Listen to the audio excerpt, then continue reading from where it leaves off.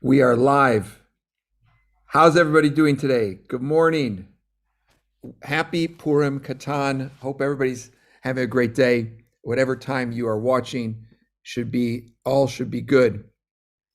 We have a new chapter today, chapter 31 in the Kitzur Shulchan Aruch. We are learning that all's one intention should be for the sake of heaven. There's an entire chapter in the book about how we should have kavanah, how we should be mindful in our actions of what we're doing. So chapter 31 begins this way. Amru b'seini zivracha, our sages of blessed memory said, this is based on a Gemara in Brachos, page 63a. Ezu parsha katana shekol gufo Torah tulin ba. What is a small, short passage which all the fundamentals of Torah depend? In other words, is there something, Torah is vast. Is there some phrase, is there something that we can say, this represents all the Torah? Bechol derachecha de'ehu. It says in Mishle, in Proverbs, in all your ways, you must know him, i.e. Hashem. Pershut, this means, Shafilu b'darachecha she'ata iseh letzorcha gufcha, even your own paths, even the things which you're doing for your own physical needs, making breakfast. Da es Hashem, should know Hashem. V'oises adavarim lishmo yisbarach, and do those things for the sake of heaven. And literally for the sake of Hashem, may Hashem's name be blessed. So say, well, wait a minute, don't we know that with all mitzvot? We say like a bracha, asher k'shem mitzvah v'tzivanu, right? So here we're referring to things which there's no bracha for many things that we do all day long, right? It's just part of taking care of life.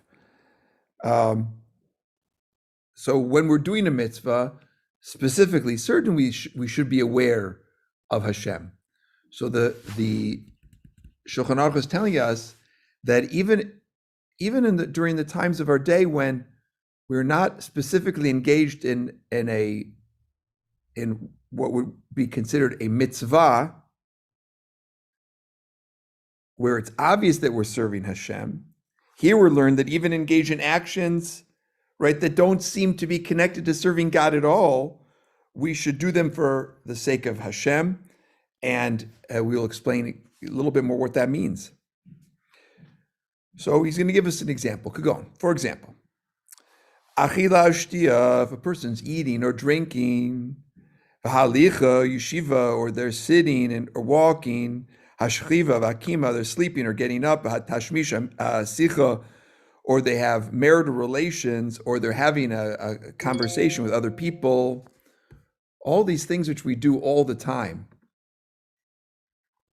which are parts of our day or evening, kol tzarche gufo, or all of our other physical needs, taking a shower. You kulam la'avodas bara. One should endeavor that all these things that we're doing should be for the service of Hashem. Oy ledavar goyrem la'avodas, or to accomplish something that will allow us to better serve Hashem. And the classic example is, we're having a meal. What's the meal for? Is the meal so that we can feel good about ourselves? There is that element.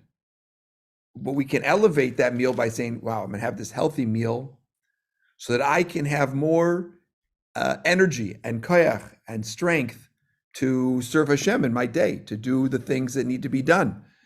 And maybe they're making a living, or maybe they're helping other people, whatever things. I need some fuel, right? So how we view the day-to-day things that we do can have a profound influence on orientation. I was speaking to a couple. Yeah, I need money for Shabbos or right. That's right. Yeah.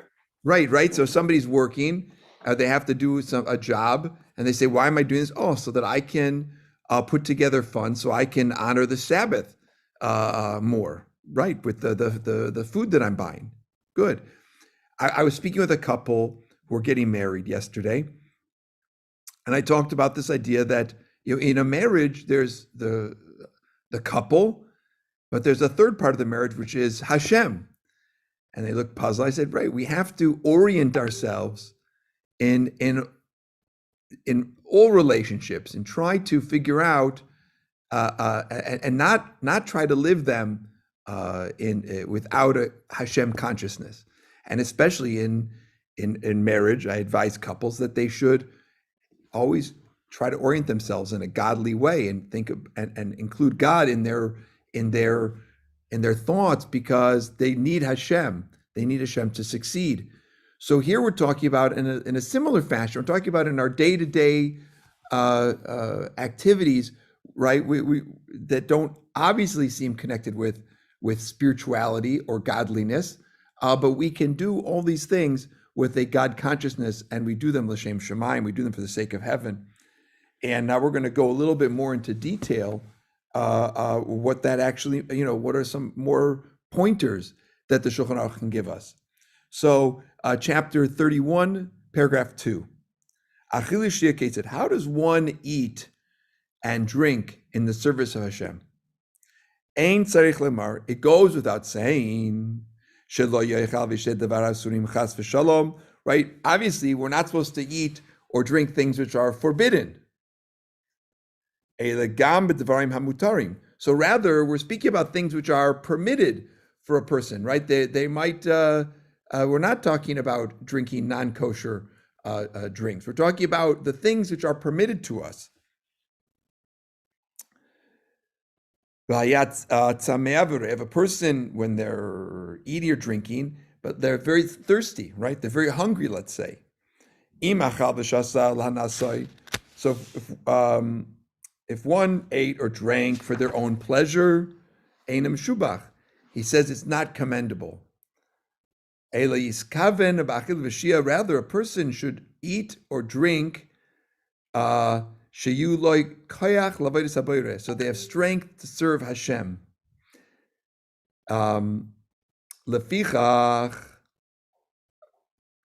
Therefore,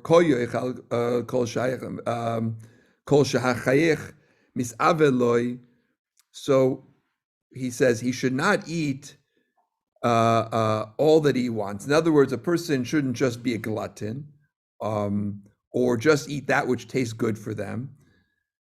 Like a donkey or a dog. Rather a goof. Rather should, and then this is it, right? Here we are. Kitzur Shulchan Aruch was put together 175 years ago. The Shulchan Aruch was put together 600 years ago.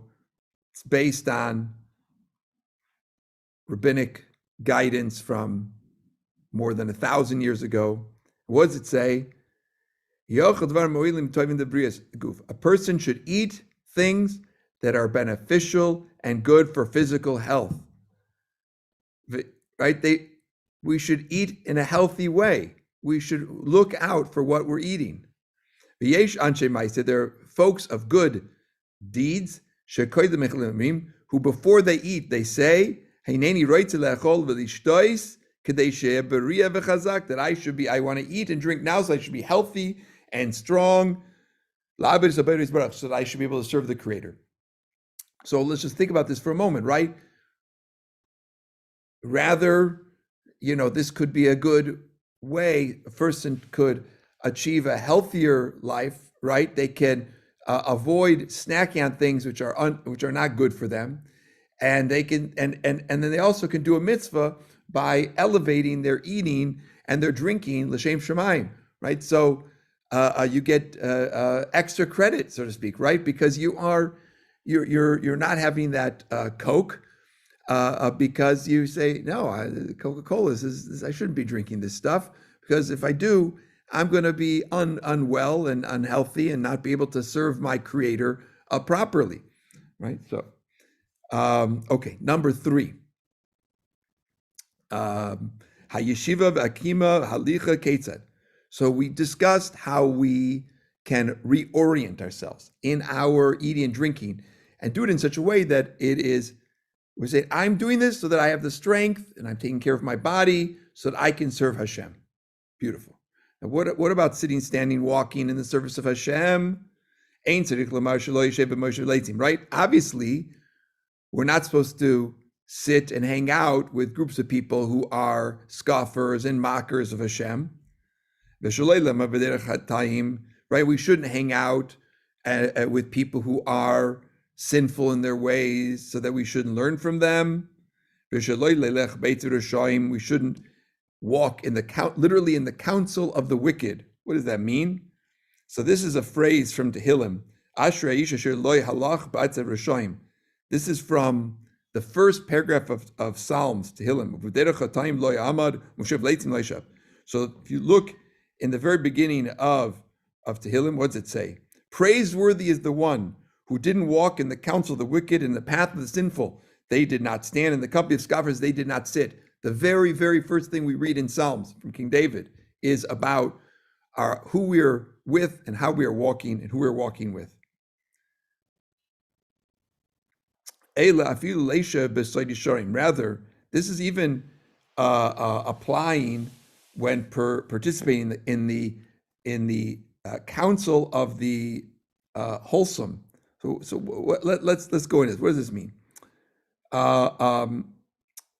V'lamod become tzaddikim, and standing in a place with the righteous are present. Leilach beitzim tamimi, and walk in the counsel of the wholesome. Im asal nana atzmoi. So in other words, even if you are in the company of righteous and good and upstanding folks, let's think about what is the driving purpose of your participation there.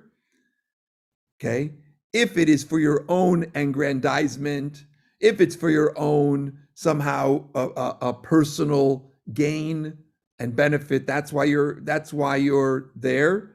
So that then, so right, he's doing that in order to fill some desire that he has or she has to be seen in a certain way or to have access to certain things for their own benefit.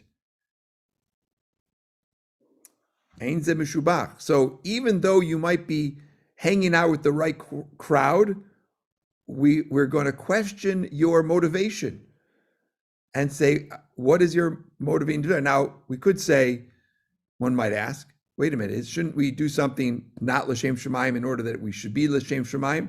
Right? This idea that we, even if we don't know completely why we're doing something, but we know it's the right thing to do, we can get to that level.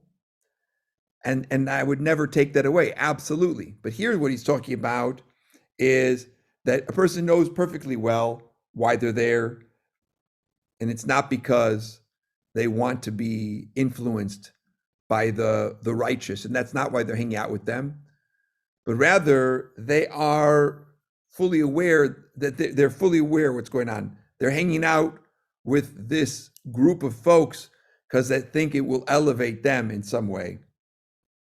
Eliyasim Shemaim, rather, it should always be done for the sake of heaven. Mikomokom, nonetheless. So now we're going to see what I just hinted at, right? Now, let's say they're not able to act purely for the sake of heaven. That's a very high level. That right where everything I'm doing and thinking and saying, okay, what should we do? Al yimna es atzmi elu. So say, I really do enjoy the attention I get when I hang out in this group of folks. Yes, I know they're a good group to hang out, but I also enjoy this attention a lot. It's okay. Shouldn't not do it. Because from it's not lishma, we're going to go to lishma. In other words, maybe now you're not doing it really with the best for the sake of heaven. Maybe now you're not doing it as pure of heart as you could, but we're going to get to that level. We're going to get to a place where we are doing things to the right motivation. This comes up a lot. A person says, God forbid, a person says, I'm a bad Jew or something like that. And so therefore they think because they don't do A to Z, that somehow that they shouldn't do anything, right? And this goes in every respect and in every element. And of course, we wouldn't necessarily translate to other parts of our life, but in spiritual terms, sometimes people think it's an all or nothing. And the answer is no, we should always endeavor to head in the right direction and to do it in the right way. And our lack of perfection, our lack of ability to be able to execute or to always have the right intention or to always do the right thing. And because we're human, so it shouldn't be a limiter. We shouldn't say, nah, why bother? Why just throw in the towel? There's no way. Absolutely not. We should always endeavor to do the right thing and do it to our best of our abilities. And that hopefully, please God, we'll have the next time around, it will come and we'll be able to do it in the best possible way. We will continue tomorrow. And I'll leave people with a question. How do you sleep l'shem shamayim? How do you sleep for the sake of heaven? It seems pretty self-evident, but maybe it's a little bit more tricky than they thought. And we'll learn some other stuff tomorrow. Everybody have a phenomenal day and happy Purim Katan.